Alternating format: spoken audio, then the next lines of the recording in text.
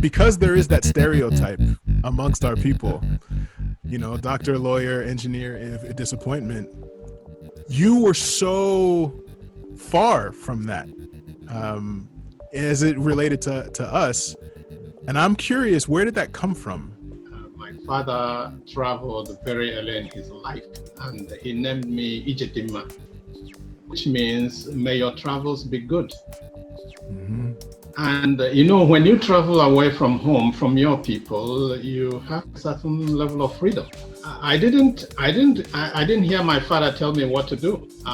He let me tell him what I was doing. You know, me doing this show, Vision Builders, is kind of the logical continuance of that same perspective.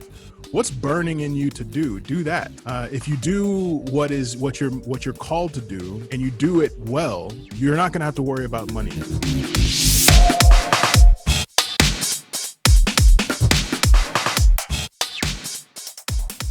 All right, welcome back, everyone, to another episode of Vision Builders, the show about freedom, where we talk about what it is, what it takes to create it, and how to share it, and of course, the age-old practice of leveraging other people's hindsight to bring clarity to our own developing stories.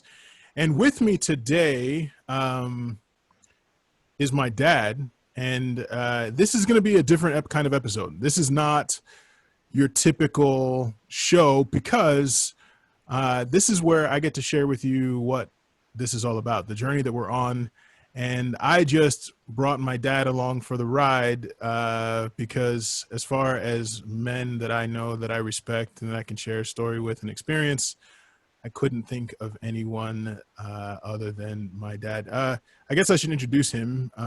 My dad is an educator by spirit and by pedigree. And he passed that on to all of us, I think. All of us being my three siblings.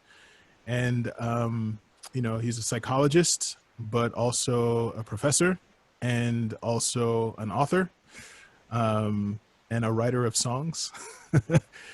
And honestly, just the source code of so much of what I think I'm busy doing in the world. So I appreciate just any time I get to spend obviously with my dad. So in that vein, the point of this episode is to share a little bit about this. And I know one of the other reasons that I wanted you on is I didn't really ask you or tell you what I was doing before I started doing it. You kind of came to this, Dad, the way a lot of people did. They just started seeing that I was posting things.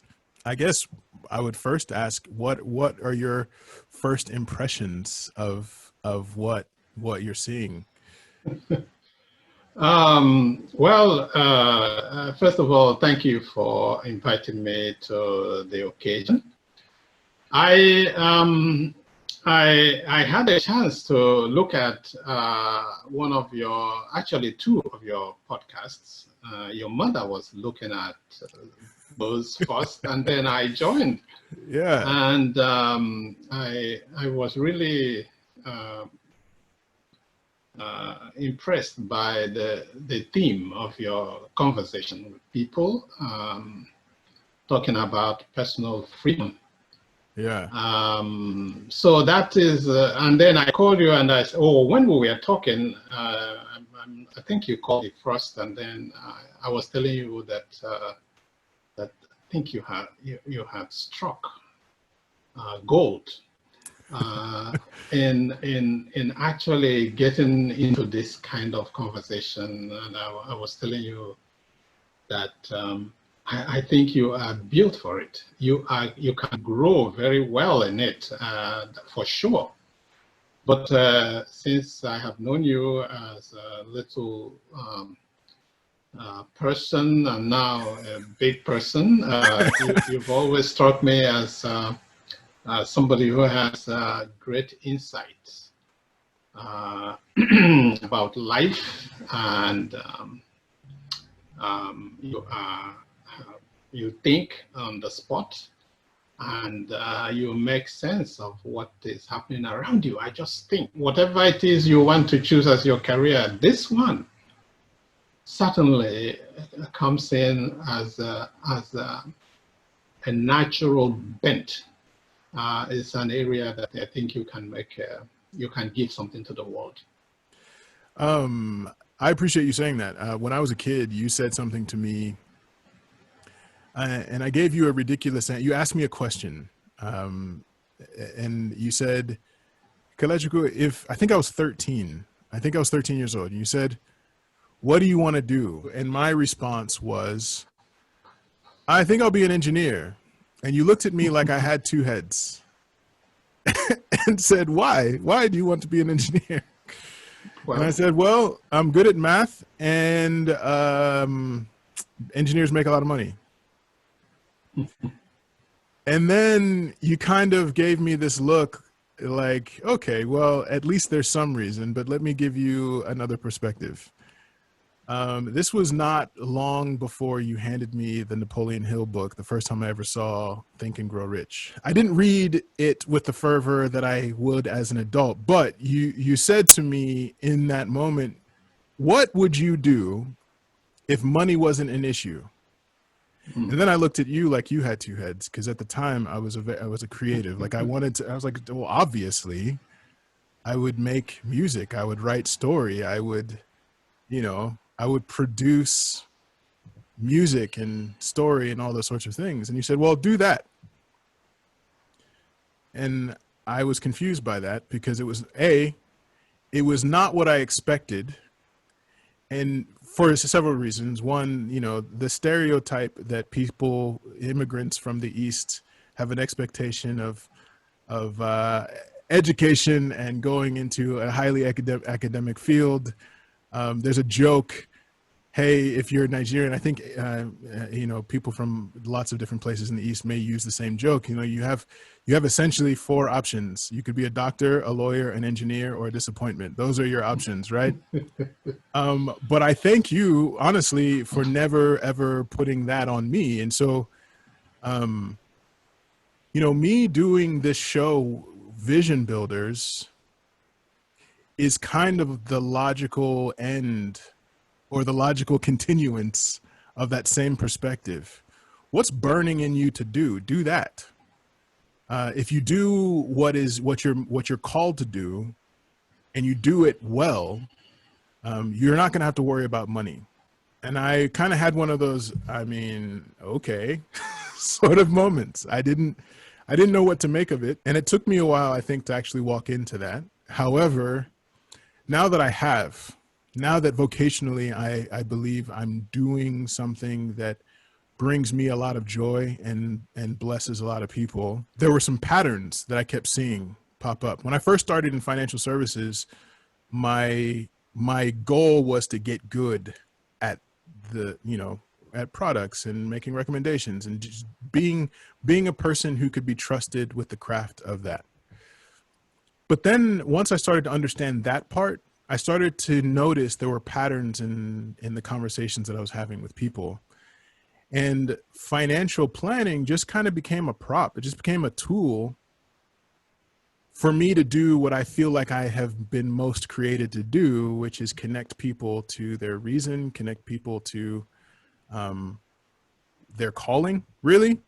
And then to try to animate ways that they can walk into that they can, it's about the goals. It's about the dreams. It's about the who is it that you want to be in the world and why.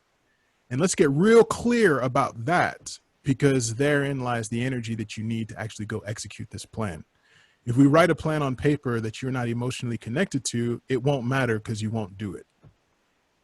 So I started to realize that it didn't matter how good the math, so to speak, of a plan was, that if I couldn't help someone first connect their why to a plan, it would be just effort in vain. And so I find it fascinating that a simple question, that was my big first dose of freedom to dream.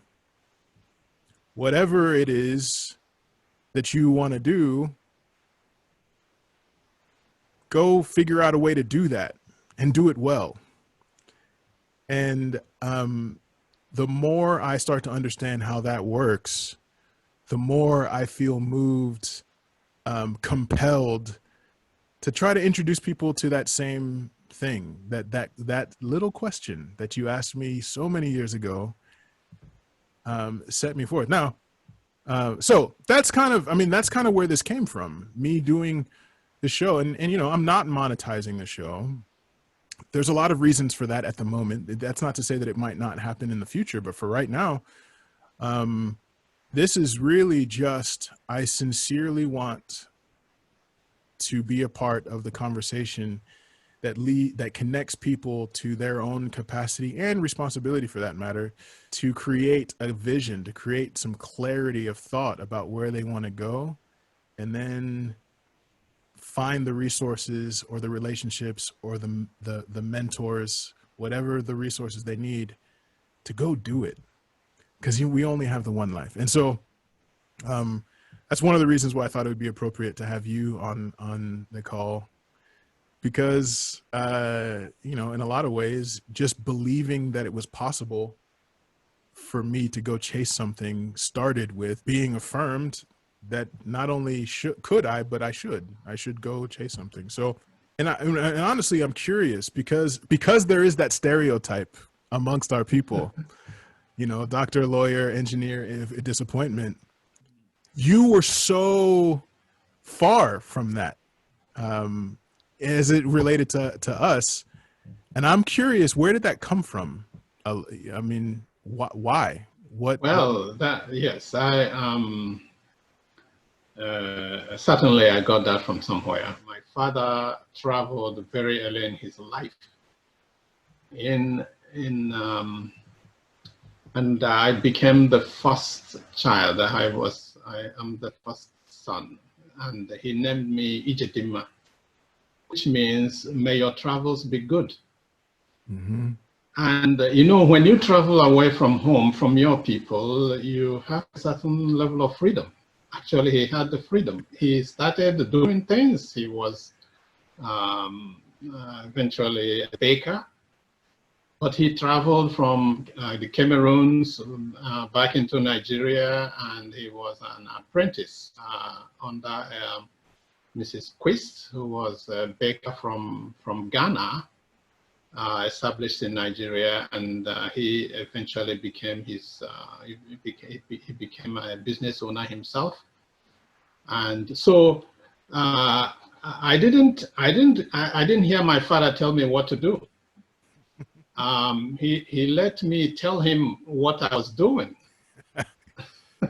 Okay. So that is something, and all through my life, I know what, even when I was getting on my career path, I know what people were saying to me. I was going to be a medical doctor, and actually, when I came to the United States, that was my path. I majored in biology, pre-med, to become a medical doctor. And until I came to a point where I recognized, look, something happened actually in that process, and I realized that I had to seek my own path. And so when I took the first course in counseling, in psychology, I thought to myself, where have I been all along? Yeah. So not to say that medical doctors are not, certainly some people do it for the love of it. But I've always been free to chart my own path. And so for my children, I would ask them what they think about it. I'm not, you bring home your grades and I'll say, so what do you think? I don't say you have to get A's or B's. You ended up getting A's and B's or A's only, but I always wanted you to be in charge of it. If you were happy with it, so be it. If you are not happy with it, what are you going to do with it, about it? And so that gets passed on. And I think also there is a very big part of this, a principle in the name that our last name is Oparah, which is Oparah, which is from Oparah Uzuku, which means the leader of the path. And that came just to be what we live. We live who we are, we live our names. For me, I have been allowed to lead my life and to go wherever I chose to go. And so it was easy for me to allow my children. I wasn't even allowing them, just be there. Have them choose what they want to do, and as long as they were within their own awareness, within their own spiritual guidance, for them to discover their own freedom. So that is a little bit. Yeah, no, I mean, and I'm so glad you shared that. One, so now I don't have to, but it's a big deal because I don't want anyone to think that charting your own path is somehow easier or harder than somebody telling you what to do. That's not the issue at all. Because in charting my own path, I was faced daily with the reality that I am ultimately responsible for this, which when you're young and not having all the confidence of accomplishment or whatever, I mean, that can be kind of terrifying, knowing I chose this and here I am, wherever I go, there I am. And, you know, there was a lot of my early adulthood life where I kind of felt like I was having cool experiences. I was learning a lot. I was meeting incredible people, but I kind of felt like this isn't working. And I want people to understand that's okay. Like, it's okay to go through a moment, a year, a few years, a decade even, where you're giving it your all and it seems sometimes like it's not working. I'm now at the place where I can look back, and I don't think I'm old enough to be able to say this, but I feel like I can honestly say it. I can look back and say, wow, none of it was in vain.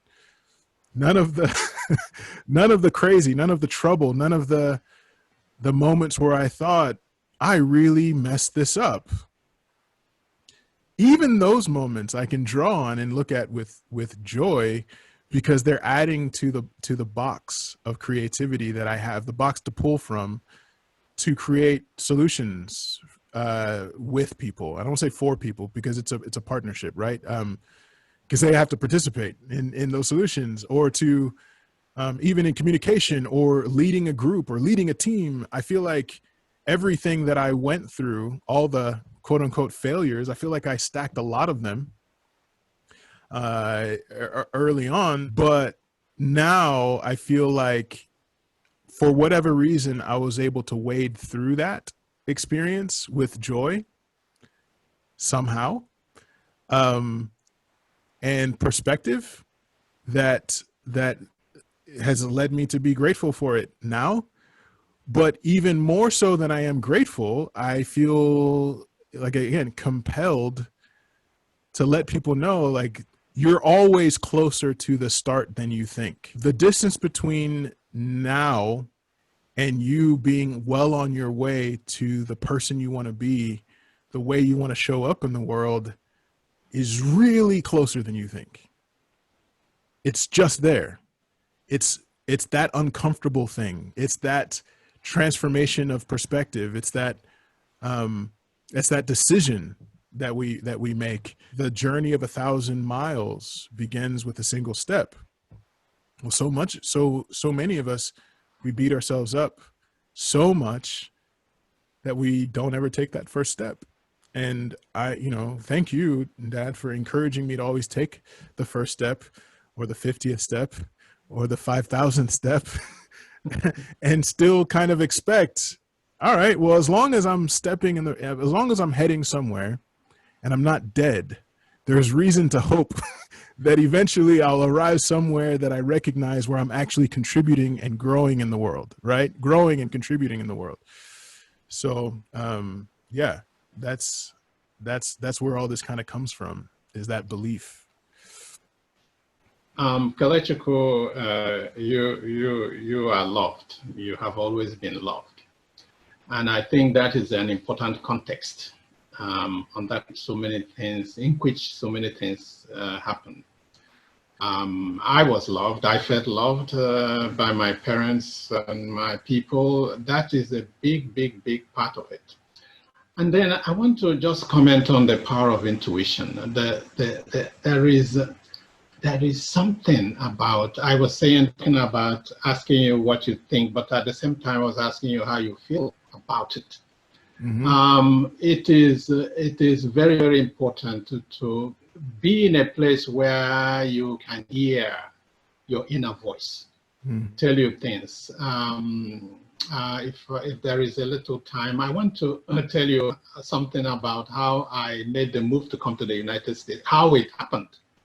Because it was an intuition, the power of intuition happening. When the Civil War was over, talking about the Nigerian Civil War. In Nigeria, the Nigerian Civil War was over. I had served as a Red Cross personnel during the war, 30 months war. We had to go back to school because I had finished high school and I was enrolled in a program, a 2-year program called higher school, where you get finish and get advanced papers. And I had 6 months left before the war to finish, before the war started. So after the war, we all went back to school to finish. I went back to school. This school was a boarding school. One of the best schools in the country at the time, Bishop Shanahan College, it was called. And everybody was a boarder. Was a day student. It's called day student. You are either boarding, or you live somewhere in some apartment somewhere. And I was living with a close relative of mine who was also attending the school, Sam, and so we went back to school. The next day, I told Sam I was going back home. I was returning to my hometown. I left school. Some people thought I was crazy. I left and I went home. And Sam knew. I told Sam I cannot be here. This is not the school I left before the war, because the school had been used as a military camp. So all the facilities were gone. A lot of them were destroyed. No more what it was. In my deepest intuitive person, I felt that wasn't the place for me to be. And I left. I went home. My father was at home. And my father called me, Ben, what is going on? I told my father that I wasn't going to go back to BSc anymore, that I was going to the Federal School of Science in Lagos, which was not touched by the war. And he said, but whom do you know? I said, I don't know, but that's where I want to go, finish up, because the school is working nicely there. And this was all in my head. And I had a fellow in town who had gone to that school, very brilliant young man. I said, I know he went there, and I think he did very well. So my father allowed me to be. He didn't say, go back to that school. He allowed me to move on. He allowed me to not go back to the BSc anymore, Bishop Shanahan College. So anyway, to cut a long story short, I ended up traveling with some relative, and I went through some unusual experiences because there was no real home. I was just putting up with somebody who didn't have any real house. They were just sheltered somewhere, and I'm not going to go into that detail. And every day I walked away with my papers. I had very nice testimonials from the principal of the school by the time we left. And I had my certificates, and I went around looking for jobs. And incredible things happened. I met people that I could never have dreamt of, who guided me, people I didn't know, who actually helped me to get my first job. I was, what do you call it? I was first tutor. I did tutoring for some well-placed people. And then I got a job in the school teaching. And then from there, I got a job in the bank. Standard Bank of Nigeria at that time, West Africa, I'm sorry, Standard Bank of West Africa, which is now First Bank of Nigeria. And you know, all along, people showed up that I would not have dreamt of. And from there, when I was in my office, was the American Information Service, close to my office. I was working at the central office, I was working at the main office of the center of the bank, and close to that bank in Marina, Lagos, was the American Information Service, where I started looking up American universities and colleges. Every time I had lunch, I went there and I looked up information. And you know what? I started applying to schools. I got admitted because I had good papers. My certificates and my grades were very top notch. And I got admitted to very prestigious colleges. One school had a scholarship for me. And it's a long story, but I'm just cutting it short. I was awarded a full scholarship that covered my tuition and board, everything. All I need for the 4 years of my undergraduate. It all started with an intuition and somebody supporting that intuition, somebody loving me enough to say, let him go where he needs to go, where he wants to go. And that has been, I've always remembered that. So for me, for it happened for me, it has to happen for my children. So, well, it is a solid